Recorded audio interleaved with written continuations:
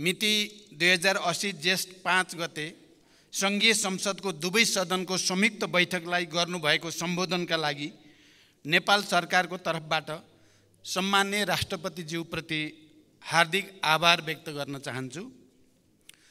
सङ्घीय संसदको संयुक्त सदनमा प्रस्तुत भएको नेपाल सरकारको आर्थिक वर्ष 2080-81 को नीति तथा कार्यक्रम सम्बन्धमा यस सम्मानित सदनमा विगत 5 दिनदेखि लगातार मान्य सदस्यहरूले सक्रियताका साथ सदन छलफल गर्नुभई महत्त्वपूर्ण विचार र सुझावहरू राख्नु भएकोमा म अत्यन्त उत्साहित भएको छु। यसका लागि म सम्पूर्ण मान्य सदस्यहरूलाई हार्दिक धन्यवाद व्यक्त गर्न चाहन्छु जो यसमा सहभागी हुनुभयो। यस प्रकारको रचनात्मक छलफल र बहसले सरकारको नीति तथा कार्यक्रममा गहिरो सोचका साथै सबै महत्त्वपूर्ण पक्षलाई समेटेर आएको सारभूत दस्तावेज नै प्रमाणित भएको मैले महसुस गरेको छु। वस्तुगत तथ्य र यथार्थमा आधारित भएर गरिएको स्वस्थ छलफलले लोकतन्त्रलाई बलियो बनाउने कुरामा दुई मत हुन सक्दैन। प्रस्तुत नीति तथा कार्यक्रमलाई सम्मानित संसदका अधिकांश मान्य सदस्यहरूले समर्थन गर्नुभएको छ, तथापि केही बुँदा र विषयहरूमा अस्पष्टता रहेको, कतिपय विषय दोहोरिएको एवं कतिपय विषय नसमेटिएको भनेर पनि मान्य सदस्यहरूले सुझाव र टिप्पणी राख्नुभएको छ। यस पृष्ठभूमिमा म मान्य सदस्यहरूले राख्नुभएका विचार, जिज्ञासा र सुझाव सम्बन्धमा नेपाल सरकारको दृष्टिकोण तथा धारणा राख्न यस सम्मानित सदनमा उपस्थित भएको छु।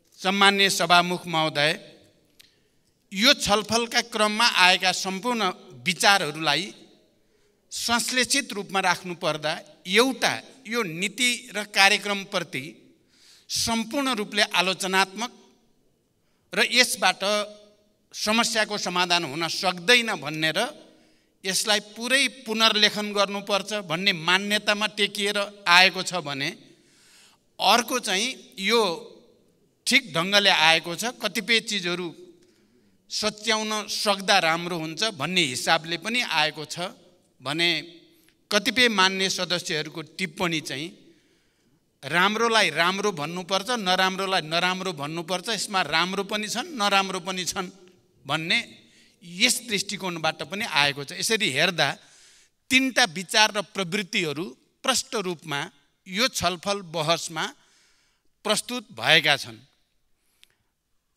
र मान्य कतिपय सदस्यहरू जसले यसलाई आलोचनात्मक पनि राख्नु भएको छ, मान्य सदस्यहरूले राख्दा एउटा चाहिँ भनाइ आएको छ, यो अलि कर्मकाण्डी नै छ।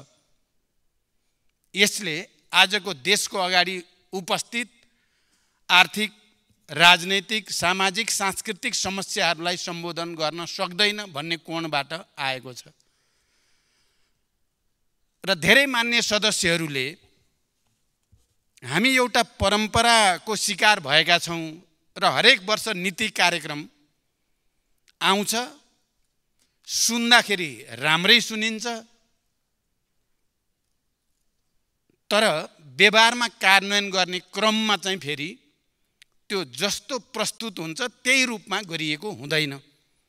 मैले पनि ती मान्य सदस्यहरू जसले यसलाई यो नीति कार्यक्रम भनेर सरकारले प्रस्तुत गर्छ, पहिला राजतन्त्र हुँदासम्म राजाको मुखबाट सरकारको नीति कार्यक्रम भनेर पढाइन्थ्यो, अहिले राष्ट्रपतिबाट पढाइन्छ, तर त्यो चाहिँ परम्परागत नै हुन्छ भन्ने मान्यतामा धेरै हदसम्म म आफू पनि सहमत पाउँछु र यो पटक मैले कोसिस पनि गरेँ परम्पराभन्दा भिन्न ढङ्गको छोटो अहिलेको देशको समस्यालाई ठोस रूपमा र मूर्त रूपमा सम्बोधन गर्ने गरी नीति कार्यक्रम तयार पार्दा के होला भन्ने सोचे पनि र त्यसको निम्ति थोरै छलफल राजनीतिक वृत्तमा गर्ने कोसिस गरेँ पनि, तर अहिले समयको पनि हामीलाई चाप र हाम्रो काम गर्ने तौर तरिकामा ठुलो परिवर्तन तत्काल ल्याउन पनि सम्भव नहुने हुँदा मैले अन्ततः एउटा सम्झौताको मान्यताबाट अगाडि बढ्नुपर्ने बाध्यता मैले महसुस गरेँ।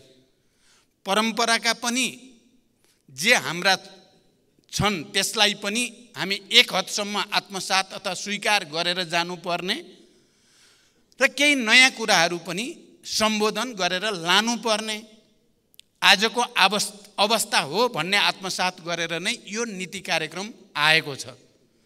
म जो मान्य सदस्यहरूले यसलाई कर्मकाण्डी देख्नु भएको छ, म एक हदसम्म भन्न ठान्छु यो कर्मकाण्डी पनि छ। कैयौँ कुराहरू, कैयौँ आधारभूत कुराहरू पोहोर सालको सरकारले ल्याउने पनि यस्तै यस्तै हुन्थ्यो। कैयौँ आधारभूत कुराहरू परार सालको सरकारले ल्याउने पनि यस्तै यस्तै नै हुन्थ्यो, झन् पहिलेको र झन् पहिलेको पनि। त्यसकारण यो कर्मकाण्डी नै हो भने म के ठान्छु भने हिजो सरकारको नेतृत्व गर्ने पार्टी र नेता साथीहरूले भन्नुपर्ने हुन्छ बिल्कुल ठिक आयो, हामीले ल्याएको जस्तै आयो, हामीले पनि यस्तै ल्याउँथ्यौँ, अहिलेको सरकारले नै त्यस्तै ल्याएको हुनाले त समर्थन पो गर्नुपर्ने जस्तो मैले महसुस गर्छु। के पहिलाकोले ल्याएको योभन्दा गुणात्मक ढङ्गले फरक थियो र? हामी सबै त यही नै छौँ नि, हामी सबै सरकारमै छौँ नि कुनै न कुनै रूपमा, हिजोको सरकार अस्तिको सरकारमा पनि। एउटा त म त्यस दृष्टिले यहाँ कहीँ न कहीँ हाम्रो राष्ट्रिय सहमति छ भन्न ठान्छु म। यो नीति कार्यक्रममा परम्परागतै भन्ने हो भने पनि परम्परागत ढङ्गले एउटा नेसनल कन्सेन्सस यसभित्र छ। फेरि यो पटकको नीति कार्यक्रमको केही मौलिकता छन् भनेर म यस सम्मानित सदनमा राख्न चाहन्छु। किनभने यो पटक निर्वाचन भइसकेपछि मेरो नेतृत्वमा केही महिनाभित्रै दुईटा गठबन्धन भए। पहिलो गठबन्धन, दोस्रो गठबन्धन। पहिलो गठबन्धन बन्दा हामीले सामूहिक ढङ्गले न्यूनतम साझा कार्यक्रम कमन मिनिमम प्रोग्राम भनेर बनायौँ र त्यही कमन मिनिमम प्रोग्राममा आधारित भएर मैले यसै रोस्टमबाट प्रस्ताव आफ्नो तर्फबाट प्रधानमन्त्रीको हैसियतले प्रस्तावित केही विषयहरू गरेको थिएँ। मलाई सम्झना छ, मलाई लाग्छ प्रमुख प्रतिपक्षी दलको नेताजीलाई पनि पुरै सम्झना छ। मैले त्यो प्रस्ताव पहिलो गठबन्धनको कमन मिनिमम प्रोग्राममा आधारित भएर मैले त्यो प्रस्ताव प्रस्तुत गर्दै गर्दा र यहाँबाट तल ओर्लेपछि प्रतिपक्षी दलको नेताले भनेको शब्द अहिले पनि म प्रष्ट सम्झिराखेको छु। Historic and excellent statement, excellent statement भन्नुभएको थियो र म बडो ऊर्जावान भएको थिएँ, मलाई बडो खुसी र गर्व महसुस भएको थियो। अनि केही समयपछि दोस्रो गठबन्धन बन्यो। दोस्रो गठबन्धनको कमन मिनिमम प्रोग्राम फेरि अर्को बनाइयो हामीले। त्यति बेला त्यो कमन मिनिमम प्रोग्राम बनाउँदा यो दोस्रो गठबन्धनमा हाम्रो छलफल के भने पहिलो कमन मिनिमम प्रोग्रामलाई पनि हेरेर त्यसका पनि सबै राम्रा कुराहरू यसमा समावेश गर्नुपर्छ भन्ने मान्यतामा आधारित भएर हामीले दोस्रो गठबन्धन गरियो। त्यसकारण यो नीति कार्यक्रम दुवै कमन मिनिमम प्रोग्रामको आधारमा त्यसमा टेकिएको चाहिँ कमन मिनिमम प्रोग्राममा टेकिएको नीति कार्यक्रम हो भन्न चाहन्छु म। त्यसकारण यो विगतको जस्तो परम्परागत नीति कार्यक्रम होइन भन्ने तर्क म राख्न चाहन्छु। मान्य सदस्यहरूले गहिरो गरी विचार गरिदिनु भयो भने यो पटकको अलिकति विशिष्टता, यो पटकको मौलिकता यसमा अन्तर्निहित छ। सबै राजनीतिक दल नेताहरू र मान्य सदस्यहरूको पनि अपनत्व र स्वामित्व कुनै न कुनै रूपमा यो नीति कार्यक्रममा प्रतिबिम्बित भएको छ भन्ने कुरालाई आत्मसात गर्न जरुरी छ भन्न चाहन्छु म। सभामुख महोदय, यस अर्थमा यो नीति कार्यक्रम विगतको भन्दा फरक पृष्ठभूमि, फरक सन्दर्भ सहित यो आएको छ र यसलाई त्यो रूपमा आत्मसात गर्न जरुरी छ। एउटा अर्को सायद धेरै वर्षपछि नेपालको लोकतान्त्रिक आन्दोलनको इतिहासमा या संसदीय परम्पराको इतिहासमा म त्यस्तो प्रधानमन्त्री बन्ने, अब दुर्भाग्य त भन्नु भएन, सौभाग्य नै भन्नु पर्यो, जो झन्डै 100% मान्य सदस्यहरूको समर्थन प्राप्त गरेँ। मैले विश्वासको मत लिँदै गर्दा सिङ्गै हाउसको 79.25% को समर्थनसहित प्रधानमन्त्री हुने पहिलो प्रधानमन्त्री बन्ने अवसर पनि मलाई प्राप्त भयो। र अहिले पनि म फेरि उही प्रधानमन्त्री हुँ। म प्रधानमन्त्री दोस्रो गठबन्धनमा गए पनि प्रधानमन्त्री भएको पहिलो गठबन्धनबाट हो।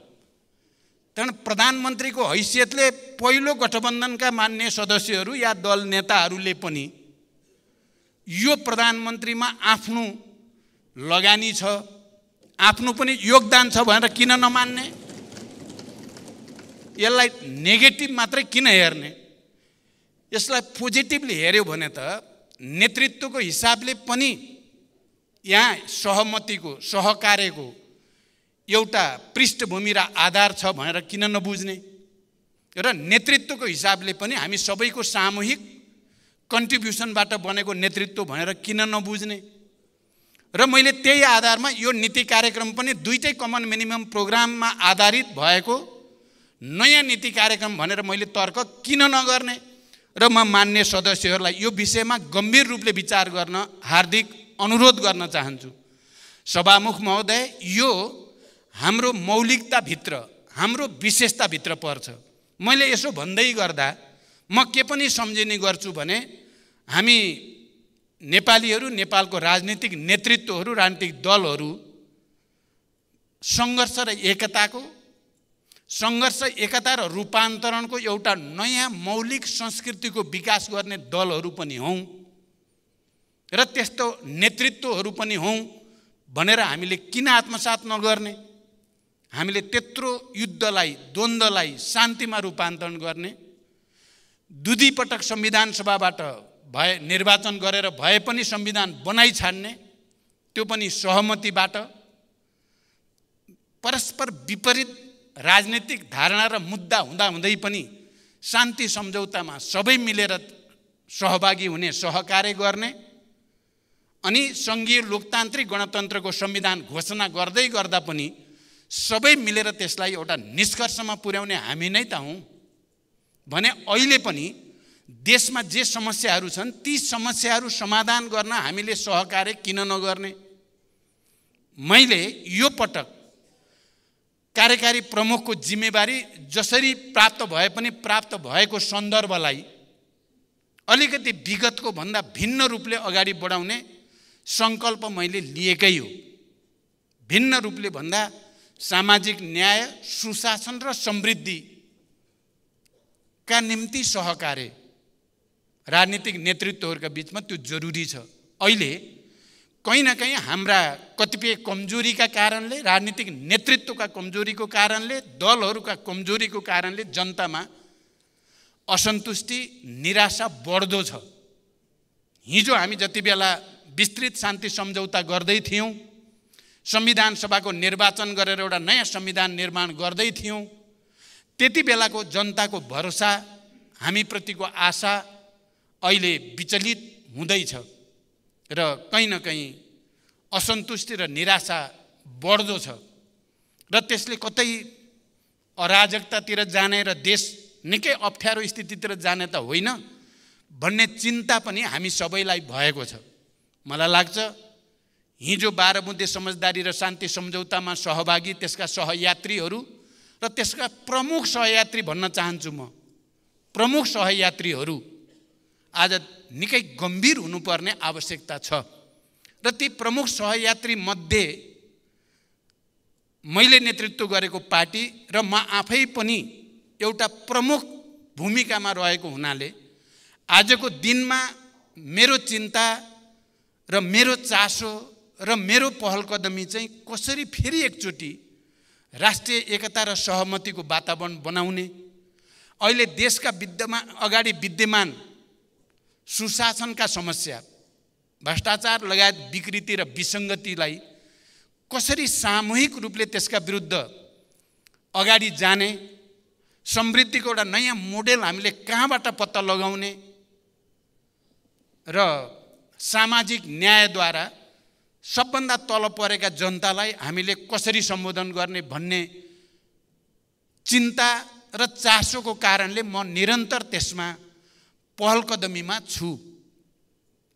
यही सदनभित्र पनि हामी सत्तापक्ष छौँ, प्रतिपक्ष छौँ। हाम्रा विचार र राजनीतिमा कैयौँ अन्तरहरू छन्, यो मानिएको कुरा हो। यो हिजो पनि थिए, आज पनि छन्, भोलि पनि रहन्छन्। जबसम्म यो राजनीतिक दल र प्रतिस्पर्धा रहिराख्छ, यो भोलि पनि रहिराख्ने नै कुरा हो। तर जति बेला देशमा गम्भीर समस्या पैदा हुन्छ, अप्ठ्यारो स्थितिमा देश जान्छ र जनताले थुप्रै समस्याको सामना गर्नुपर्ने अवस्था आउँछ, त्यति बेला हामी नै राजनीतिक दलहरू हौँ, हामी नै राजनीतिक नेताहरू हौँ जसले सहमति, सहकार्य र एकताको माध्यमबाट त्यसको सामना गरेका छौँ। म फेरि पनि एकचोटि नयाँ मान्य सदस्यहरूलाई स्मरण गराउन चाहन्छु। हिजोको शान्ति सम्झौता र संविधान सभाको कुरा मात्रै होइन, विनाशकारी महाभूकम्पको बेलामा म प्रतिपक्ष दलको नेता थिएँ, अरू साथीहरू सरकारमा हुनुहुन्थ्यो, नेपाली कांग्रेसको नेतृत्वमा सरकार थियो। मैले यसै रोस्टमबाट अब म प्रतिपक्ष दलको नेताको भूमिकामा होइन, सरकारसँग सहकार्य गरेर विनाशकारी भूकम्पबाट भएको क्षतिमा जनतालाई राहत दिने, पुनर्स्थापना गर्ने, पुनर्निर्माणको अभियानमा तपाईहरुको साथमा छु भनेर मैले घोषणा गरेको थिएँ र त्यसले एउटा नयाँ माहौल देशभरि बनेको थियो। र त्यसले साँच्चै एकातिर विनाशकारी भूकम्पबाट भएको क्षति पीडामा जनतालाई राहत र मलमपट्टिको भूमिका खेलेको थियो भने अर्कोतिर त्यो परिस्थितिले र त्यो घोषणाले संविधान सभाबाट संविधान बनाउने पनि एउटा निकै सकारात्मक माहौल बनेको थियो। आज पनि म के देख्छु भने जुन आर्थिक संकटको स्थितिमा आज देश छ, सुशासनको दृष्टिकोणले संस्थागत भ्रष्टाचारको जो स्थिति छ माथिदेखि तलसम्म, सामाजिक न्याय र समृद्धिका दृष्टिकोणले जुन समस्या र चुनौतीको हामीले आज सामना गर्नु परेको छ, मलाई के लाग्छ भने यति बेला फेरि हामी यी विषयहरूमा, कम्तीमा पनि यी विषयहरूमा हामी राजनीतिक दल र नेताहरू एक भएर अगाडि बढ्न आवश्यक छ।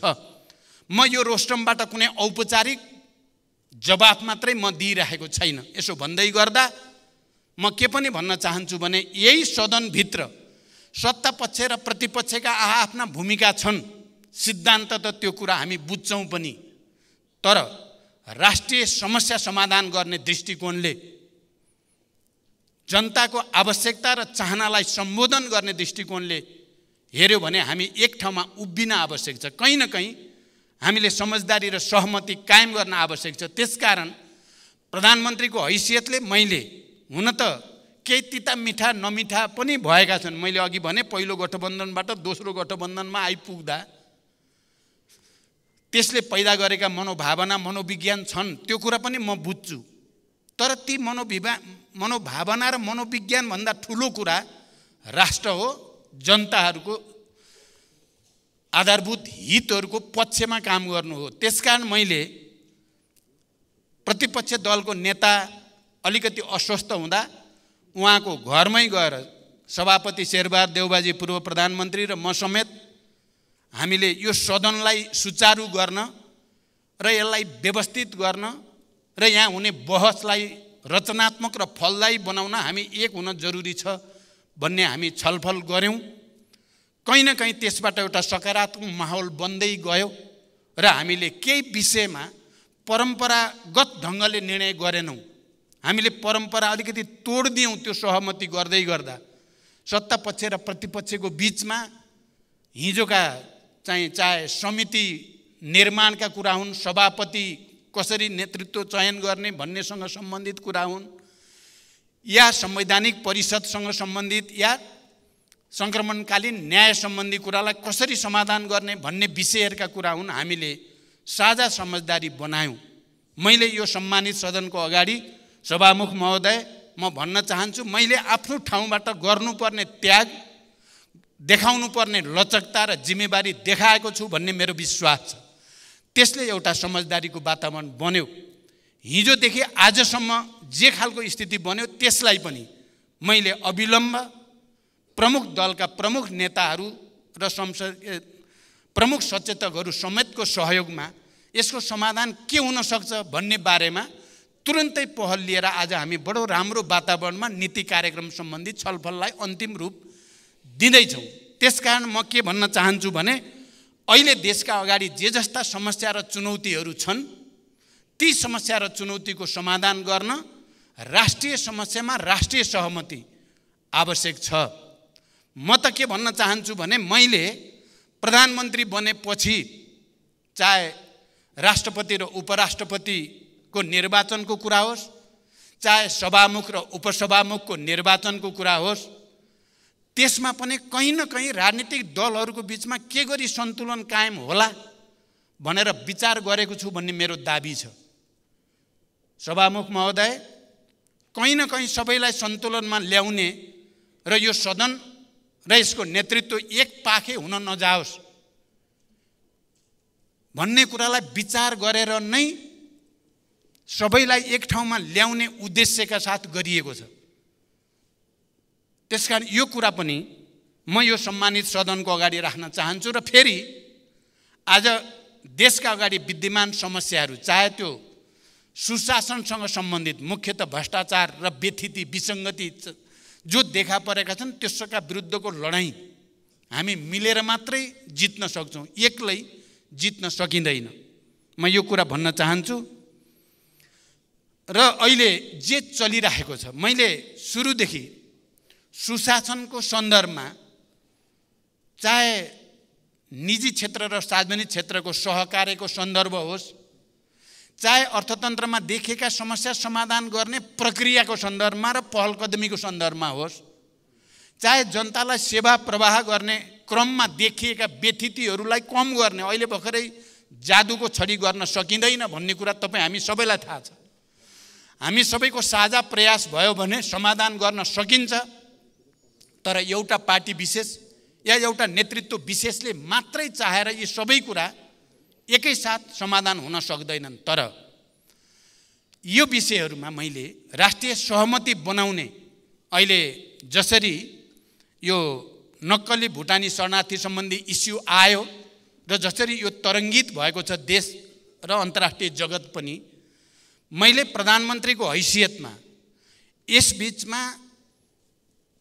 सरकारको तर्फबाट गृह मन्त्रालय या प्रहरी प्रशासनलाई लगातार भनेको कुरा यति मात्रै हो, यो अलि पहिलादेखि चल्दै आएको विषय रहेछ, यो सरकारको अनुसन्धान पनि होइन, यो सरकारकै पालामा सुरु भएको कुरा पनि होइन र यो सरकारले आविष्कार गरेर भ्रष्टाचार विरोधी अभियान सुरु भएको पनि होइन। हिँड्दै जाँदा देखा पर्यो। त्यसलाई कसरी ह्यान्डल गर्ने भन्ने चुनौती सरकारको अगाडि थियो, ह्यान्डल कसरी गर्ने भन्ने चुनौती सरकारलाई थियो। र मैले यो विषयमा कोही पनि दोषी जो यो प्रक्रियामा संलग्न छन् नछुटुन्, कोही पनि निर्दोष कुनै हालतमा पर्न नजाउन् भन्ने मान्यताको आधारमा स्ट्यान्डिङ अर्डर गृह मन्त्रालयलाई पनि प्रहरी प्रशासनलाई दिएको त्यही हो, अहिले पनि त्यही कायम छ। म त्यहाँबाट दायाँ बायाँ भएको देख्ने बित्तिकै मैले त्यहाँ आफ्नो ठाउँबाट गर्ने इन्टरभेन गर्ने ठाउँ हुँदासम्म मैले इन्टरभेन गरेको छु। अब त यो विषय प्रहरी कहाँबाट अदालतमा पुगिसकेको हुनाले अब अदालतले जे फैसला गर्छ हामी सबैको निम्ति त्यो स्वीकार्य हुन्छ। सिद्धान्त त हामी सबैले मानेकै कुरा छ। हामीलाई विश्वास छ अदालतले दुधको दुध पानीको पानी गर्ने नै छ। प्रहरीले पनि यस बीचमा अनुसन्धान गर्दा थुप्रै अप्ठ्यारा र जटिलताको बीचमा पनि उनीहरू एउटा निष्कर्षमा पुगेका छन् र कयौँलाई लाग्छ यही मात्रै सरकारले यसैलाई मात्रै ध्यान दिएको छ कि। म यो सम्मानित सदनलाई भन्न चाहन्छु यसमा मात्रै होइन, अन्य तमाम व्यथितिहरूमा पनि सरकारको ध्यान छ। चाहे त्यो सम्पत्ति शुद्धिकरणसँग सम्बन्धित कुरा होस्, चाहे त्यो राजस्वसँग सम्बन्धित कुरा होस्, चाहे अन्य तमाम क्षेत्रका व्यथितिका कुरा हुन्, ती सबैलाई माथि पनि ध्यान छ र कदम कदम गरेर ती सबै सच्याउनु पर्छ र त्यसको निम्ति सबै राजनीतिक दल र यो सम्मानित सदनको सहयोगको आवश्यकता छ भन्ने म ठान्छु। अहिले तेस्रो कार्यकाल हुनसक्छ, यो अन्तिम कार्यकाल होस्, मैले चुनौतीको रूपमा पनि अवसरको रूपमा नै लिएको छु। त्यति ठुलो आन्दोलन, क्रान्ति, त्याग र बलिदान पछि प्राप्त भएको यो परिवर्तन नै धाराशायी हुने हो कि भन्ने छटपटी, र यो छटपटीले मात्रै केही हुनेवाला छैन। आत्मसमीक्षा नगरिकन, आफैलाई करेक्सन नगरिकन त फेरि हामीले जनतामा पैदा भएको मनस्थितिलाई बदल्न सकिँदैन। त्यसकारण मैले आफूलाई एउटा ठुलो अग्नि परीक्षामा रहेको महसुस गरेको छु र मैले सम्पूर्ण रूपले सुशासन, सामाजिक न्याय र समृद्धिको निम्ति आफूलाई समर्पित गर्ने सङ्कल्पका साथ छु भनेर म यो सम्मानित सदनलाई राख्न चाहन्छु। र म यो सम्मानित सदनका माध्यमबाट आम नेपाली जनसमुदायलाई पनि अपिल गर्न चाहन्छु, सुशासन र सामाजिक न्याय र समृद्धिको नयाँ अभियानको थालनीमा सबैको सहयोग आवश्यक छ। म खुसी र गर्व पनि व्यक्त गर्न चाहन्छु, अहिले सरकार र जनता बिस्तारै बिस्तारै एक ठाउँमा जोडिन थालेको अनुभूति हुन्छ। सरकारले चाल्न थालेका कदमहरू सुशासन सम्बन्धी या सामाजिक न्याय र विकास सम्बन्धी ती कदम र जनताको भावना र आवश्यकतामा बिस्तारै बिस्तारै सम्बन्ध जोडिँदै गएको र यसलाई हामीले अझ केही कदम राम्रोसँग अगाडि बढायौँ भने एउटा ठुलो फड्को मार्न सकिने मैले महसुस गरेको छु। सम्माननीय सभामुख महोदय, संसद देश र जनताको सर्वोत्तम हित र सरोकारका विषयमा रचनात्मक छलफल गरी सकारात्मक उपाय पहिल्याउने थलो हो। अत यहाँ हुने प्रत्येक छलफल र बहस सकारात्मक परिणतिको अपेक्षासहित हुनुपर्दछ। नागरिकले संसदभित्रका हाम्रा प्रत्येक गतिविधिलाई नजिकबाट नियालिरहेका छन्। जनतामा भ्रम, निराशा र कुण्ठा फैल्याउने हिसाबले होइन, आशा, उमङ्ग र भरोसा बढाउने हिसाबले हामीले हाम्रा विचार र हाम्रा भनाइहरू संसदमा जिम्मेवारी पूर्वक राख्नु पर्दछ भन्ने मलाई लाग्दछ। हाम्रो लोकतान्त्रिक अभ्यासलाई थप परिष्कृत बनाउँदै हाम्रो लोकतन्त्रलाई अझ उन्नत र सुसंस्कृत बनाउने दिशामा हामी सबैको ध्यान केन्द्रित हुन जरुरी छ। यस सन्दर्भमा हिजो र आज यहाँ जे बहस भएको छ, म यसलाई सकारात्मक रूपले बुझ्न चाहन्छु।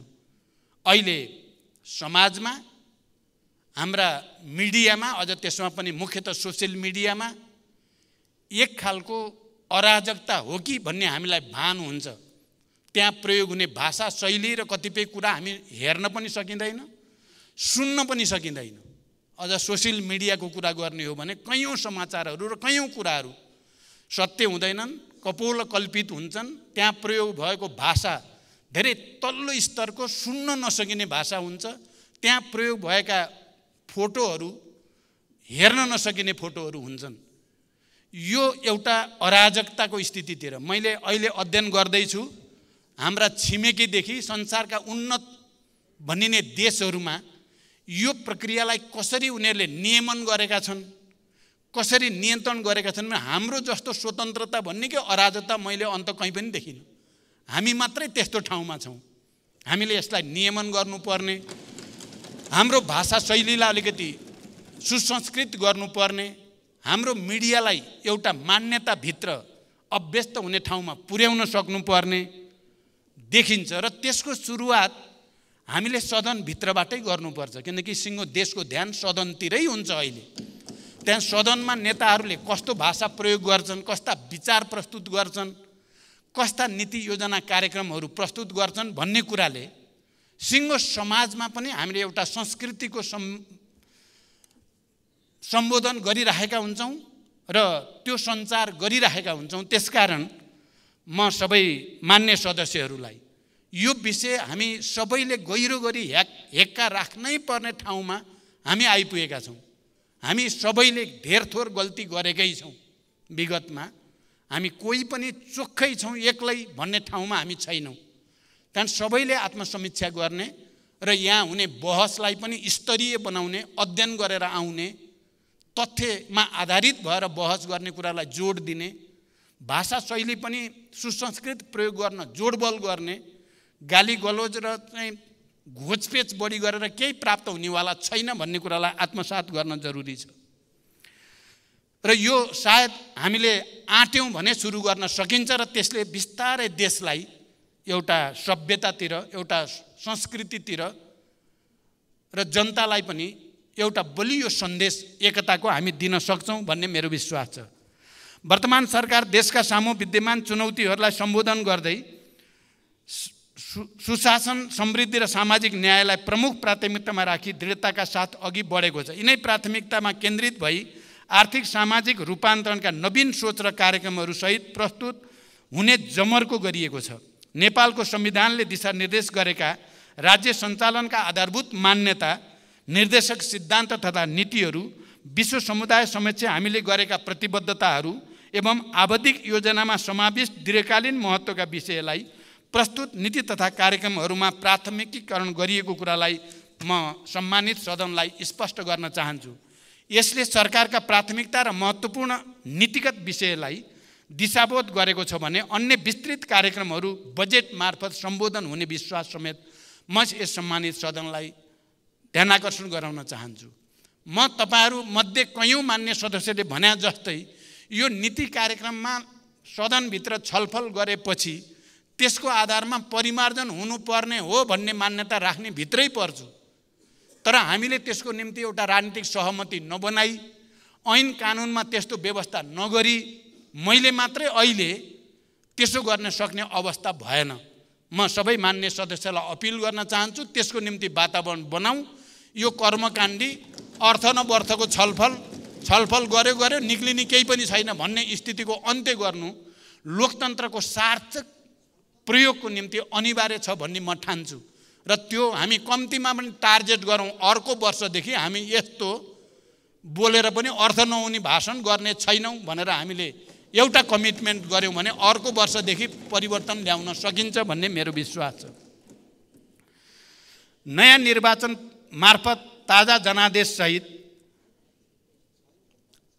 मेरो नेतृत्वमा गठित दुवै संयुक्त सरकारको प्राथमिकता र साझा न्यूनतम कार्यक्रम यो मैले भनि नै सकेँ। यस नीति तथा कार्यक्रममा हाम्रो राष्ट्रिय आकांक्षा स्पष्ट रूपमा प्रतिबिम्बित भएको छ भन्ने मेरो विश्वास छ। यसमा राष्ट्रिय सार्वभौमता, भौगोलिक अखण्डता, स्वतन्त्रता, स्वाधीनता एवं राष्ट्रिय हितको संरक्षण गर्दै सबल र न्यायपूर्ण नेपाल निर्माण गर्ने सर्वोपरि लक्ष्य हासिल गर्ने दृढ सङ्कल्पका साथ ठोस कार्यक्रमहरू अगाडि सारिएकै छ। प्रस्तुत नीति तथा कार्यक्रमले सङ्घीयताको सुदृढीकरण, अर्थतन्त्रको संरचनात्मक सुधार र पुनरुत्थान, कृषि क्षेत्रको आधुनिकीकरण र व्यवसायीकरण, औद्योगिक क्षेत्रको प्रवर्धन, उत्पादन र रोजगार वृद्धि, म मान्य सदस्यहरूलाई भन्न चाहन्छु यसमा कति मर्मको साथ संकेन्द्रित भएर आयो म अहिले दाबी त धेरै गर्दिनँ, तर उत्पादन, कृषि उत्पादनमा वृद्धि र रोजगारी सृष्टिमा बजेटमा नयाँ एउटा विशेष कार्यक्रम ल्याइनेछ र त्यसले 753 पालिकामा एउटा नयाँ वातावरण बन्नेछ भन्ने विश्वास म यहाँहरूको अगाडि राख्न चाहन्छु। विकास निर्माण कार्यको निर्धारित लागत र समयमा सम्पादन, सूचना प्रविधि, शिक्षा, स्वास्थ्य लगायतका सार्वजनिक सेवाहरूको पहुँच र गुणस्तरीयता अभिवृद्धि, शासकीय सुधार, भ्रष्टाचार नियन्त्रण एवं सामाजिक न्याय र शान्ति सुरक्षा कायम गर्ने लगायतका विषयलाई उचित रूपमा सम्बोधन गरिएको छ। नेपाली जनताको दशकौँको सङ्घर्षबाट हासिल भएको सङ्घीय लोकतान्त्रिक गणतन्त्र, समाजवाद उन्मुख अर्थतन्त्र, समावेशी शासन प्रणाली संस्थागत गर्ने मुख्य ध्येयका साथ प्रस्तुत भएको यस नीति कार्यक्रम गन्तव्यहीन छ भन्नु तर्कसङ्गत छैन।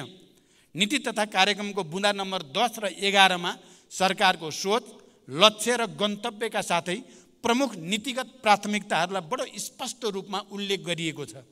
अत यो नीति कार्यक्रममा दीर्घकालीन सोच मात्र होइन, त्यसलाई व्यवहारमा उतार्न अवलम्बन गरिने प्रमुख प्राथमिकता र रणनीतिहरू पनि स्पष्ट शब्दमा परिभाषित गरिएका छन्। विभिन्न आन्तरिक तथा बाह्य कारणले गर्दा हाम्रो अर्थतन्त्रले सामना गरिरहनु परेको चुनौतीको समाधान गरी नागरिकमा विश्वास र आशाको सञ्चार गर्न सरकारले नयाँ घोषणा गर्ने तर कार्यान्वयन नहुने विगतको अनुभवबाट पाठ सिक्दै यसपटक कार्यान्वयन योग्य विषयलाई प्राथमिकतामा राखिएको छ। अत यो नीति तथा कार्यक्रम कल्पनाको पुलिन्दा होइन, कार्यान्वयन योग्य प्राथमिकता दिएका विषयहरूको सूची र संहिता हो भन्ने कुरा पनि म स्पष्ट गर्न चाहन्छु। विभिन्न राजनीतिक दर्शन बोकेका हामी बीच फरक फरक सोच र दृष्टिकोण हुन सक्छन्, हुन्छन् पनि, त्यो स्वाभाविक हो। तर राष्ट्रको रूपान्तरण र समृद्धि तथा जनताको जीवनस्तरमा सुधार गर्ने जस्ता अहम सवालमा हामी व्यक्तिगत एवं दलीय आग्रह पूर्वाग्रह त्यागेर सबै एकै ठाउँमा हुनुपर्दछ। हामी हुँदै पनि आएका छौँ। विषयवस्तुलाई त्यसको गाम्भीर्य र महत्त्वका आधारमा वस्तुपरक ढङ्गबाट विश्लेषण गर्ने संस्कृतिको विकास गर्न सके मात्र हामी राष्ट्रिय मुद्दाहरूमा एउटै भावना र एउटै दृष्टिकोणका साथ अगाडि बढ्न सक्दछौँ। यस सन्दर्भमा छलफलकै सन्दर्भमा यस नीति कार्यक्रममा पुरानै विषयहरू दोहोरिएका छन् भन्ने टिप्पणी समेत मान्य सदस्यहरूले गर्नुभएको छ। सरकार अविच्छिन्न उत्तराधिकारवाला संस्था हो। यो कुरा सबै दल र अझ प्रमुख नेताहरूलाई राम्रोसँग ज्ञान छ। नीतिगत स्थिरता र गतिशीलता बीच उपयुक्त सन्तुलन कायम गरेर मात्र समृद्धिको यात्रा तय गर्न सकिन्छ। यसै यथार्थमा आधारित विगतदेखि सञ्चालन हुँदै आएका महत्त्वपूर्ण र राष्ट्रिय प्राथमिकताका कार्यक्रमलाई निरन्तरता दिइएको छ। साथै जनतासँग प्रत्यक्ष सरोकार राख्ने थप नयाँ नीति र कार्यक्रम पनि प्रस्तावित गरिएका छन्, जसमध्ये म मान्य सदस्यको अगाडि केही प्रतिनिधिमूलक कार्यक्रम जुन नयाँ छन् त्यसलाई यहाँ संक्षेपमा उल्लेख गर्न चाहन्छु। 1. कृषिमा आत्मनिर्भरता हासिल गर्न गुणस्तरीय बिउ बिजनमा देशलाई आत्मनिर्भर बनाउने, पशुपन्छी तथा खाद्य सम्बन्धी प्रयोगशालाहरूको स्तरोन्नति तथा अन्तर्राष्ट्रिय सम्बन्धनमा प्राप्तिका लागि आवश्यक व्यवस्था गर्ने, प्रत्येक पालिकामा एक-एकवटा शीतगृह, कृषि भण्डारण वितरण केन्द्र स्थापना गर्ने, ढलापडा रुखहरूलाई व्यवस्थित गर्ने, कृषि र वनको संयुक्त कार्यक्रम सञ्चालन गर्ने विषय यसमा प्रस्तावित गरिएको छ र यो विषय नयाँ कार्यक्रम हो भनेर म स्पष्ट गर्न चाहन्छु। विद्युत क्षेत्रमा 2 वर्षभित्र सबैलाई विद्युतमा पहुँच पुर्याउने, हिउँदमा 30 युनिट र बर्सातमा 50 युनिटसम्म विद्युत निःशुल्क उपलब्ध गराउने, सिँचाइ कार्यमा प्रयोग हुने विद्युत महसुलमा सहुलत दिने कार्यक्रम पनि यसमा समेटिएको छ। यो आफैमा नयाँ कार्यक्रम हो। शिक्षा क्षेत्रको व्यवस्थित विकासको लागि सङ्घीय शिक्षा ऐन जारी गर्ने, विद्यार्थी मूल्याङ्कनको राष्ट्रिय मापदण्ड तर्जुमा गर्ने, उच्च शिक्षामा देखिएका समस्या समाधानका लागि सुझाव पेश गर्न उच्च स्तरीय शिक्षा आयोगको कुरा, नवप्रवर्तन र आविष्कार कोषको स्थापना गर्ने, चिकित्सा शिक्षालाई एकीकृत र योजनाबद्ध रूपमा विस्तार गर्न, चिकित्सा शिक्षा सम्बन्धी प्रतिष्ठानहरूलाई एकीकृत छाता ऐन अन्तर्गत सञ्चालन गर्ने र सबै प्रदेशमा मेडिकल कलेज स्थापना गर्ने लगायतका कार्यक्रमहरू पनि विगतको निरन्तरता मात्र होइन, नयाँ ढङ्गले यसलाई प्रस्तुत गरिएको छ। स्वास्थ्य सेवा प्रभावकारी रूपमा प्रवाह गर्न सामुदायिक अस्पतालमा बहिरङ्ग सेवा बिहान 8 बजेदेखि बेलुका 8 बजेसम्म अनिवार्य रूपमा सञ्चालन गर्ने, आधारभूत स्वास्थ्य सेवा प्रवाहका लागि आवश्यक 98 प्रकारका औषधिहरू स्वदेशमै उत्पादन गर्ने, प्रत्येक प्रदेशमा मुटुको शल्यक्रिया र क्यान्सर रोगको समेत निदान हुन सक्ने गरी सुपर स्पेसियालिटी अस्पताल स्थापना गर्ने, आगलागी लगायत विभिन्न दुर्घटनामा परेका घाइतेहरूलाई शीघ्र उपचार गर्न एम्बुलेन्स, दमकल, सुरक्षाकर्मी तथा स्वास्थ्यकर्मी सँगसँगै परिचालन हुने गरी एकीकृत आकस्मिक सेवा प्रणाली स्थापना गर्ने, हिंसा पीडित महिला तथा बालबालिकाका लागि प्रदेश र स्थानीय तहसम्म एकीकृत सेवा सहितको दीर्घकालीन तथा अल्पकालीन पुनर्स्थापना केन्द्र स्थापना गर्ने लगायतका नयाँ कार्यक्रम पनि यसमा समेटिएका छन्।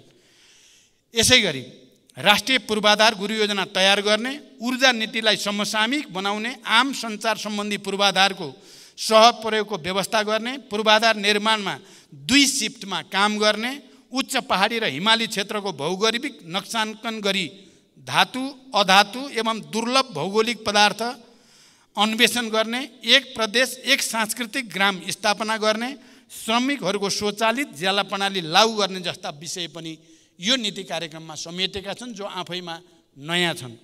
शासकीय सुधार गरी सुशासन कायम गर्न, सार्वजनिक खर्च पुनरावलोकन आयोगको सिफारिस समेतको आधारमा वर्तमान समयमा असान्दर्भिक र कार्यमा डुप्लिकेसन दोहोरोपन भएका सरकारी कार्यालय, सार्वजनिक संस्था, विकास समिति तथा कोषहरूलाई एक आपसमा गाभ्ने वा खारेज गर्ने, राष्ट्रिय योजना आयोगको पुनर्संरचना गर्ने, परियोजना ब्याङ्कलाई तिनै तहमा संस्थागत गर्ने, औषधि व्यवस्था विभागलाई औषधि तथा स्वास्थ्य प्रविधि विभागमा रूपान्तरण गर्ने, सबै सार्वजनिक निकायका अनलाइन प्रणालीबीच अन्तर आबद्धता कायम गर्ने, अनलाइन सेवाहरू वडा तहबाट उपलब्ध गराउने, साइबर सुरक्षा सम्बन्धी छुट्टै कानुन निर्माण गर्ने, नागरिकता सम्बन्धी समस्या समाधान गर्ने, 1 वर्षभित्र सबै नेपालीलाई राष्ट्रिय परिचय पत्र वितरण गर्ने, सङ्घीय निजाबती सेवा ऐन ल्याउने र उच्चस्तरीय प्रशासन सुधार आयोग गठन गर्ने, शान्ति प्रक्रिया र सङ्कटकालीन न्याय सम्बन्धी काम 2 वर्षभित्र टुङ्गोमा पुर्याउने तथा उच्च पदस्थ लगायत जो कोहीले गैर कानुनी रूपमा आर्जन गरेको सम्पत्तिलाई छानबिनको दायरामा ल्याउने लगायतका विषयलाई प्राथमिकताका साथ राखिएको कुरा पनि म जानकारी गराउन चाहन्छु। माथिका यी केही विषयहरूले मात्र पनि यो नीति कार्यक्रम केही पनि होइन, कर्मकाण्डी हो, पहिलेकै कुरा दोहोऱ्याइएको मात्रै छ भन्ने कुरालाई गलत साबित गर्छन्, त्यसलाई निराधार साबित गरेका छन्। सम्माननीय सभामुख महोदय, अब म मान्य सदस्यहरूले छलफल उठाउनुभएका केही अन्य विषयमा संक्षिप्तमा स्पष्ट गर्न चाहन्छु। सङ्घीय लोकतान्त्रिक गणतन्त्र हामी सबैको निरन्तर र संयुक्त सङ्घर्षबाट आएको हो। लोकतन्त्रका आधारभूत मान्यता र नागरिक स्वतन्त्रताप्रति वर्तमान सरकारको अटल आस्था, विश्वास एवं प्रतिबद्धता रहेको हो। सङ्घीय लोकतान्त्रिक गणतन्त्रलाई सुदृढ बनाई तीव्र गतिमा विकास र समृद्धिका सपनाहरू पुरा गर्दै जनताको जीवनस्तरमा उल्लेखनीय सुधार ल्याउनु हाम्रो साझा अभिष्ट हो भन्ने कुरालाई दुई मत छैन। मेरो नेतृत्वमा रहेको गठबन्धन सरकार यसका लागि सम्पूर्ण तागतको सहित लागिरहेको कुरा म स्पष्ट गर्न चाहन्छु। लोकतन्त्रलाई सुदृढ गर्ने र राष्ट्रका सामु विद्यमान चुनौतीहरूलाई सम्बोधन गर्ने सवालमा सबै राजनीतिक दलसँग निरन्तर संवाद र सहकार्यमा सरकारले जोड दिँदै आएको तथ्य मैले अघि नै उल्लेख गरि नै सकेको छु। सङ्घ, प्रदेश र स्थानीय तहको अन्तर सम्बन्धलाई परिपूरक र सुदृढ बनाउँदै सङ्घीयता कार्यान्वयन मार्फत लोकतन्त्रको सुदृढीकरण, समावेशीकरण, सामाजिक सुरक्षा, लोक कल्याणकारी कार्यलाई स्थानीय स्तरसम्म पुर्याउन राज्य संयन्त्रहरूमा सबै नागरिकको समान र सहज पहुँच पुर्याउने नीति लिइएको छ। आगामी दिनमा तिनै तहमा रहेको कामको दोहोरोपन, अधिकार क्षेत्रको प्रयोगमा रहेको दुविधालाई सम्बोधन गर्न आवश्यक नीतिगत तथा कानुनी सुधार गर्ने हामीले सङ्कल्प लिएका छौँ। यस सम्बन्धमा संविधान तथा कानुनमा भएका विभिन्न संयन्त्रहरूलाई क्रियाशील तुल्याउने विषयलाई विशेष रूपले जोड दिएको छ। राष्ट्रिय विकास समस्या समाधान समितिको बैठक भयो, सातै प्रदेशका मुख्यमन्त्री र अन्य सम्बन्धित सरकारवालाका बीचमा 2 दिनसम्म हामीले गम्भीर बहस चलाएर राष्ट्रका समस्या कसरी समाधान गर्ने र यो अन्तर सम्बन्धलाई कसरी सुदृढ गराउने भन्ने बारेमा ठोस सुझावहरू प्राप्त भएको छ र सरकार त्यसमा दृढतापूर्वक अगाडि बढ्दैछ। विभिन्न कारणले आयोजना हुन नसकेको अन्तर प्रदेश परिषद लगायतका समन्वयकारी संयन्त्रहरूको बैठक यथाशीघ्र आयोजना गरी कार्यान्वयनमा देखेका अप्ठ्यारालाई सम्बोधन गर्न सरकार प्रतिबद्ध रहेको छ। कोभिड-19 महामारीको प्रभावबाट क्रमशः मुक्तै हुँदै गएको मुलुकको अर्थतन्त्र र सामाजिक क्रियाकलापलाई क्रमशः सामान्य बनाउँदै लाने कुराका सन्दर्भमा रुस युक्रेन बीचको युद्ध र त्यसबाट सृजित प्रतिकूलताले अर्थतन्त्रलाई सन्तुलनमा राख्न पुनः जटिलता निम्त्याएको कुरा हामी सबैलाई अवगत नै छ। इन्धन, खाद्यान्न लगायत वस्तुको अन्तर्राष्ट्रिय स्तरमै भएको अप्रत्याशित मूल्य वृद्धि र आपूर्ति श्रृङ्खलामा उत्पन्न असहज जस्ता उदाहरणहरू ज्वलन्त उदाहरणहरू हुन्। यसबाट हाम्रो अर्थतन्त्रमा अझै पनि चाप रहेकै छ। अर्थतन्त्र पूर्ण रूपमा चुनौतीबाट मुक्त भइसकेकै छैन। यस्तो अवस्थामा आर्थिक पुनरुत्थान र पुनः सबलीकरणका कार्यक्रमहरूलाई प्राथमिकताका साथ अगाडि बढाउने कुरामा सरकार प्रतिबद्ध छ। त्यसैले प्रस्तुत नीति कार्यक्रमले अर्थतन्त्रको पुनर्संरचना र पुनरुत्थानलाई उच्च प्राथमिकतामा राखी तदनुरूप कृषि, उद्योग र सेवा क्षेत्रलाई सन्तुलित तवरले अगाडि बढाउने कुरामा जोड दिइएको छ। उत्पादन र उत्पादकत्व अभिवृद्धि तथा रोजगारी सृजना गरी स्वावलम्बी अर्थतन्त्र निर्माण गर्ने सोच यस नीति कार्यक्रममा अन्तर्निहित रहेको छ। प्रस्तुत नीति कार्यक्रमले वित्तीय, मौद्रिक र अन्य विषय क्षेत्रगत नीति तथा कार्यक्रमको सामञ्जस्यपूर्ण तरिकाले कार्यान्वयन गरी समष्टिगत आर्थिक स्थायित्व कायम गर्न जोड दिएको छ। अर्थतन्त्रको समग्र मागमा आएको ह्रास, तरलताको सङ्कुचन, उच्च ब्याज दर, मूल्य वृद्धि, न्यून पुँजीगत खर्च, बढ्दो चालु खर्च, घट्दो राजस्व परिचालन तथा बाह्य क्षेत्र सन्तुलनमा परेको चापलाई सम्बोधन गर्दै अर्थतन्त्रलाई पुनरुत्थान र चलायमान बनाउने कुरा नीतिमा प्राथमिकताका साथ समेटिएको छ र हामीले समस्याबाट भागेर होइन, समस्यालाई ढाकछोप गरेर होइन, समस्यालाई पनि प्रष्ट रूपमा राख्ने र समाधानका उपायहरू पनि वस्तुगत र व्यवहारिक बनाउने कुरामा जोड दिइएको छ। नीति तथा कार्यक्रमहरूको कार्यान्वयनमा मानव विकास सूचकाङ्कमा पछि परेका कर्णाली प्रदेश, सुदूरपश्चिम प्रदेश र मध्य प्रदेशलाई विशेष प्राथमिकतामा राखिएको छ र तदनुरूप स्रोत साधनलाई परिचालन गर्ने कुरालाई महत्त्वका साथ उल्लेख गरिएको छ। राष्ट्रिय आयको वितरणलाई समन्वयिक बनाउने कुरालाई जोड दिएको छ। यसमा दिगो विकासका लक्ष्यहरू कोही पनि पछि नछुटुन् भन्ने मूल मर्मलाई आत्मसात गरिएको छ। सम्माननीय सभामुख महोदय, प्रस्तुत नीति कार्यक्रमले हालसम्म प्राप्त उपलब्धिहरूलाई संस्थागत गर्दै कृषि, उद्योग, व्यापार, पूर्वाधार, ऊर्जा, पर्यटन, यातायात, सूचना प्रविधि, शिक्षा तथा स्वास्थ्यलाई विकासको मुख्य संवाहक क्षेत्रको रूपमा अघि बढाउने कुरालाई जोड दिएको छ। उत्पादन, उत्पादकत्व र रोजगारी र आय वृद्धि, मानव पुँजी निर्माण, आय असमानता र बहुआयामिक गरिबीको दरमा कमी, दिगो विकास र जलवायु उत्थानशीलता, संघीयताको सुदृढीकरण र सुशासनलाई प्राथमिकतामा राखिएको छ। प्रस्तुत नीति तथा कार्यक्रमले मूलतः राष्ट्रिय महत्त्वका तथा राष्ट्रका लागि दीर्घकालीन रूपमा प्रभावित पर्ने विषयलाई प्राथमिकताका साथ समेटिएको छ। विगतदेखि सञ्चालनमा रहेका बहुवर्षीय रूपान्तरणकारी र राष्ट्रिय प्राथमिकताका कार्यक्रमलाई निरन्तरता दिएको छ।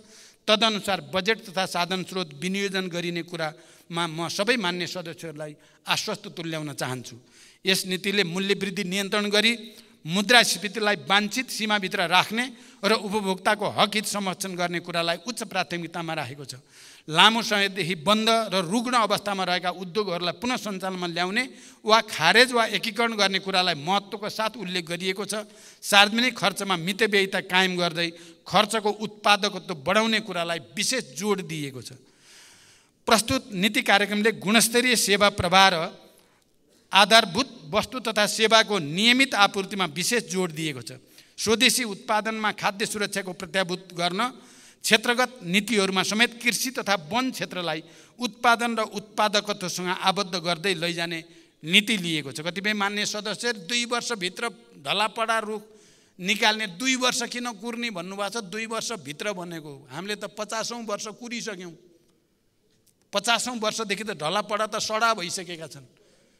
अब ती ढलापडालाई 2 वर्षभित्र भनेको भोलिदेखि नै निकाल्न सके त निकाल्न पाइन्छ भन्ने नै कुरा हो। आधुनिक र व्यवस्थित विकासको आधार भू उपयोग योजना भएकोले यसलाई तिनै तहको सरकारको समन्वयमा प्रभावकारी तवरले कार्यान्वयनमा ल्याउने कुरालाई नीतिले जोड दिएको। यसै गरी भूमिहीन, सुकुम्बासी तथा अव्यवस्थित बसोबासीहरूको समस्या समाधान गर्ने विषय पनि नीतिमा समेटिएको छ। र म के भन्न चाहन्छु भने सरकारको लक्ष्य 2 वर्षभित्र सुकुम्बासी र अव्यवस्थित बसोबासीहरूको समस्या समाधान गर्ने सङ्कल्प सरकारले लिएको छ। यो घोषणा म यो सम्मानित सदनमा गर्न चाहन्छु। अर्थतन्त्रको दिगो विकासका लागि उत्पादनशील क्रियाकलापहरूको प्राथमिक भूमिका रहन्छ। यसको प्रमुख संवाहक निजी क्षेत्र हो। अत निजी क्षेत्रलाई अर्थतन्त्रको विकासमा मुख्य साझेदार मानिएको छ। यसको अर्थ सहकारी र अन्य क्षेत्रबाट हुने योगदानलाई अवमूल्यन गर्नु बिल्कुल होइन। सहकारी क्षेत्रले पुँजी परिचालन, लगानी र रोजगारी सृजनामा खेल्दै आएको महत्त्वपूर्ण भूमिकालाई सरकारले कदापि उपेक्षा वा नजरअन्दाज गर्ने छैन। संविधानमा उल्लेख भए झैँ सार्वजनिक, निजी र सहकारी तीनवटै क्षेत्रको संयुक्त सहभागिता र संलग्नतामा स्वतन्त्र, समृद्ध र समाजवाद उन्मुख अर्थतन्त्र निर्माण गर्न सरकार स्पष्ट पनि छ र दृढ पनि छ। तीव्र औद्योगिकरण मार्फत रोजगारी तथा आय वृद्धि गरी जीवनस्तर उकास्न निजी क्षेत्रले उल्लेख्य भूमिका खेल्न सक्ने कुरालाई मनन गरी निजी क्षेत्र मैत्री नीति र पूर्वाधार विकासलाई सरकारले विशेष जोड दिएको हो। कृषि उत्पादनमा आत्मनिर्भरता हासिल गर्ने लक्ष्यका साथ नेपालमै उत्पादन हुन सक्ने कृषि उपजको उत्पादन र उत्पादकत्व वृद्धि र बजारीकरणलाई जोड दिएको छ। कृषकहरूलाई समयमै रासायनिक मल र उन्नत बिउ बिजन उपलब्ध गराउने तथा वर्षैभरि कृषियोग्य जमिनमा सिँचाइ सुविधा विस्तार गर्ने कुरालाई नीतिले समेटेको छ। साथै स्थानीय तहमा जैविक मल कारखाना स्थापना गर्न सरकारले प्रोत्साहन गर्ने नीति स्पष्ट रूपमा अगाडि सारेको छ। सरकारले उत्पादन र उत्पादकत्व वृद्धि गरी निर्यात प्रवर्धन मार्फत व्यापार घाटा कम गर्ने उद्देश्य लिएको छ। यस अन्तर्गत तुलनात्मक लाभ भएका वस्तुको पहिचान, प्रशोधन, उत्पादन वृद्धि, बजार विस्तार तथा आन्तरिक उपभोग बढाउने र प्राथमिकता प्राप्त क्षेत्रमा स्वदेशी तथा वैदेशिक लगानी आकर्षित गर्ने कुरालाई जोड दिएको छ। स्वदेशमा उत्पादित वस्तु 20% महँगो भए पनि खरिद गर्ने कुरालाई नीतिले स्पष्टका साथ उल्लेख गरेको छ। व्यापार घाटा घटाउन सरकारले भर्खरै नेपाल व्यापार एकीकृत रणनीति र व्यापार घाटा न्यूनीकरण कार्यक्रम कार्यान्वयनमा ल्याएको छ। व्यापार जन्य पूर्वाधारहरूको विकास र प्रक्रियागत सरलीकरण गरी व्यापार लागत घटाई नेपाली निर्यात जन्य वस्तुको प्रतिस्पर्धी क्षमता बढाउने तथा लघु घरेलु र साना उद्योगका उत्पादनलाई बजारीकरणमा टेवा पुर्याउने कुरालाई पनि नीतिले जोड दिएको छ। सरकार र निजी क्षेत्रको बलियो साझेदारी विकास गरी उत्पादन र रोजगारीका अवसर विस्तार गर्ने विषय सरकारको उच्च प्राथमिकतामा रहेको छ। यसै मान्यतालाई आत्मसात गरेर नै निजी क्षेत्रबाट अघि बढाइएका मेक इन नेपाल र मेड इन नेपाल लगायतका कार्यक्रमलाई सहयोग गर्ने विषय नीतिले अङ्गीकार गरेको छ। उद्योग प्रशासनलाई सरल र प्रविधि मैत्री बनाउँदै प्रक्रियागत सुधार र लागत कटौती गर्ने विषयलाई प्राथमिकतामा राखिएको छ।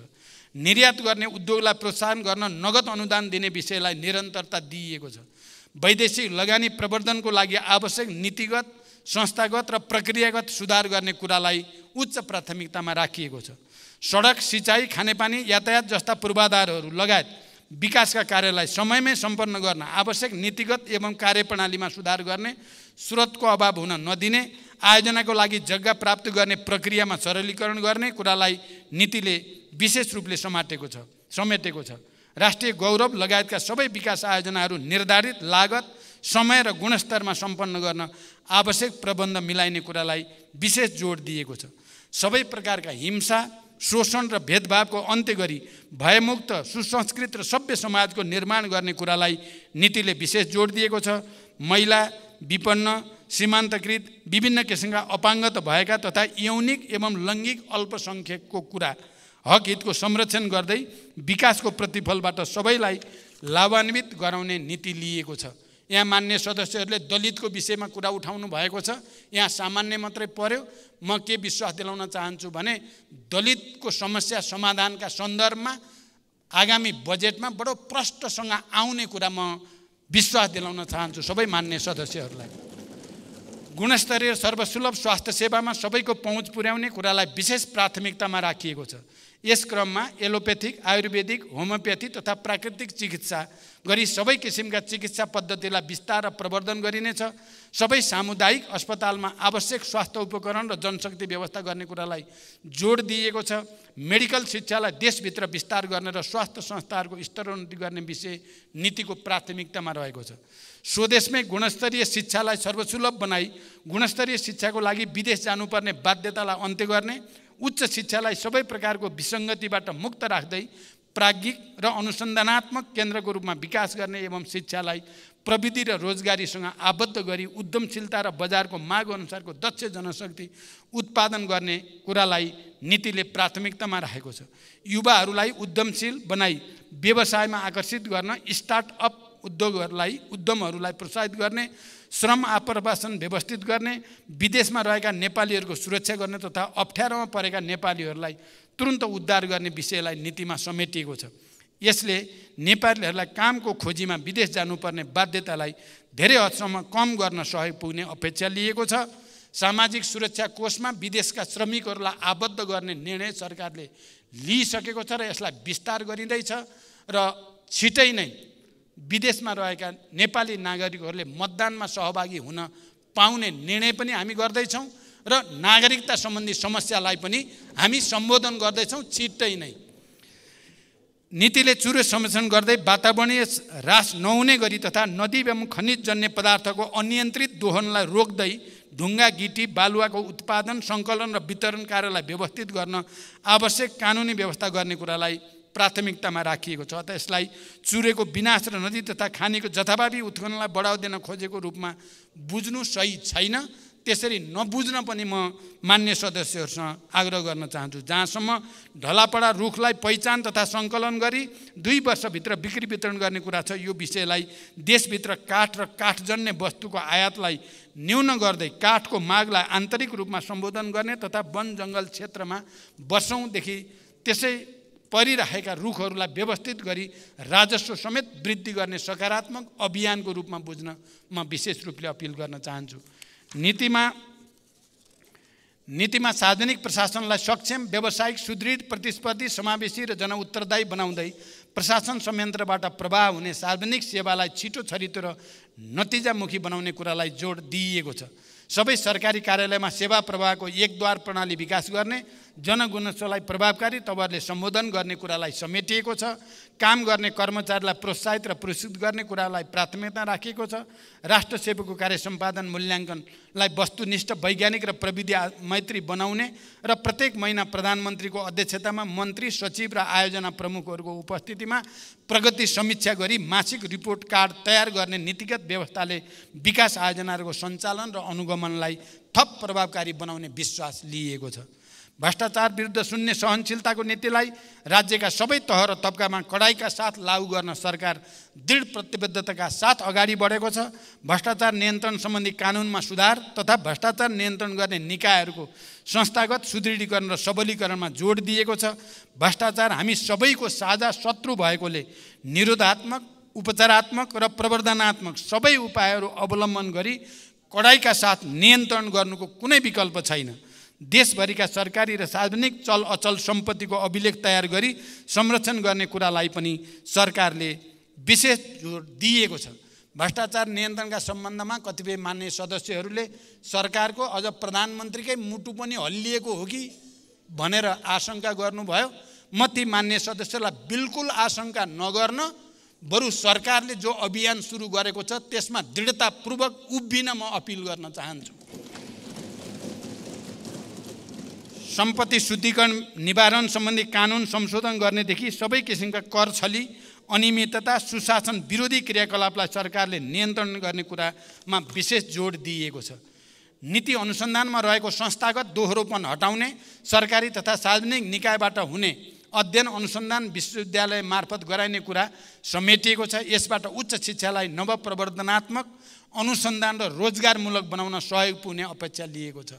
सभामुख महोदय, नक्कली भुटानी शरणार्थी सम्बन्धमा भएका ठगी, घुसखोरी, सङ्गठित अपराध र राष्ट्रद्रोही कार्यलाई सरकारले गम्भीरताको साथ लिएको छ।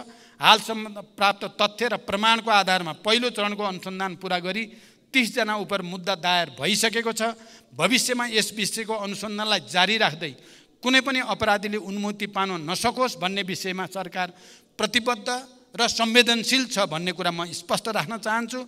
अनुसन्धान गर्दा दोषीलाई कानुनी दायरामा ल्याउने र निर्दोषलाई अनावश्यक दोषारोपण र दुःख नहोस् भन्नेतर्फ सरकार निरन्तर सजग रहेको जानकारी गराउन चाहन्छु। यो विषय अब देशको प्रतिष्ठासँग मात्र जोडिएको नभएर अन्तर्राष्ट्रिय जगतको पनि उत्तिकै चासोको विषय भएकोले यसलाई राजनीतिक आग्रहभन्दा माथि उठेर हामी सबैले साझा रूपले एउटा सही निष्कर्षमा पुर्याउने र सुशासनको एउटा नयाँ प्रक्रिया सुरु गर्ने आधार बनाउन विशेष रूपले सोच्न जरुरी छ। म त्यसको निम्ति सम्मानित सदन समक्ष र सम्मानित सदन मार्फत आम नेपाली जनसमुदायलाई पनि हार्दिक अपिल गर्न चाहन्छु। परराष्ट्र नीति सञ्चालनमा सबै राजनीतिक दलबीच एउटै धारणा हुनुपर्दछ भन्ने कुरामा सरकार विश्वास गर्दछ र हामीले परराष्ट्र नीतिका मामिलामा देशको राष्ट्रिय एकता, भौगोलिक अखण्डता र देशको भूमिको बारेमा यसै सदनबाट राष्ट्रिय एकताको हामीले घोषणा गरेका छौँ। त्यसमा हामी कसैको विमति छैन। राष्ट्रिय हितलाई सर्वोपरि राखी सार्वभौमिक समानता, पारस्परिक लाभ र सम्मानका आधारमा छिमेकी लगायत सबै मित्र राष्ट्रसँगको सम्बन्धलाई थप प्रगाढ बनाउन सरकार प्रतिबद्ध छ। देशको सार्वभौमसत्ता, भौगोलिक अखण्डता, राष्ट्रियता, स्वाधीनता, स्वाभिमान र सिमानाको सुरक्षाका लागि सरकार सदैव सचेत र प्रतिबद्ध छ। लिम्पियाधुरा, लिपुलेक र कालापानी नेपालको भूमि हो भन्ने कुरामा नेपाल सरकार स्पष्ट छ।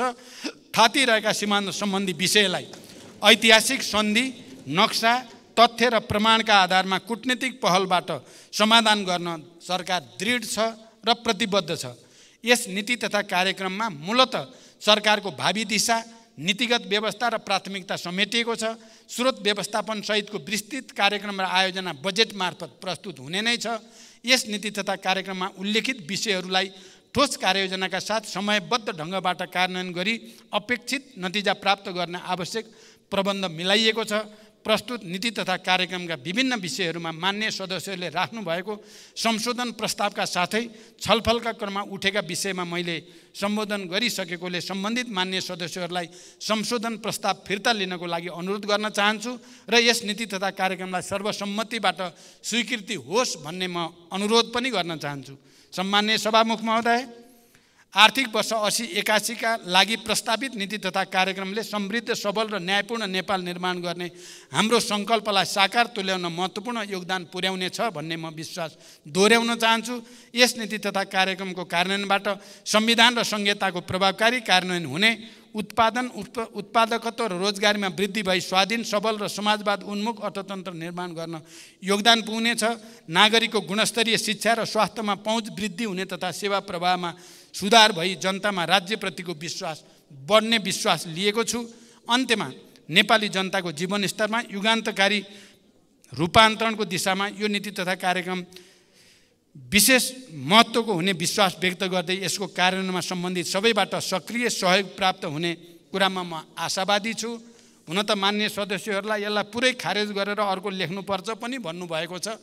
यो पक्कै पनि सत्ता पक्ष र प्रतिपक्षको हामीले अवलम्बन गर्दै आएको परम्पराको दृष्टिकोणले त ठिकै होला, तर आजको आवश्यकताको दृष्टिकोणले चाहिँ म त्यसरी एक्सट्रिममा हामी कोही जानु उचित छैन भन्ने कुरा राख्न चाहन्छु र हामी मिलेर मात्रै यी समस्या र चुनौतीको सामना गर्न सक्छौँ। साथै सरकारले अघि सारेको नीति तथा कार्यक्रमको कार्यान्वयनमा सबै मान्य सदस्यहरूमा विगतमा झैँ सहयोग र सद्भाव प्राप्त हुने आशा राख्दै आफ्नो भनाइ यहीँ टुङ्ग्याउँछु। धन्यवाद।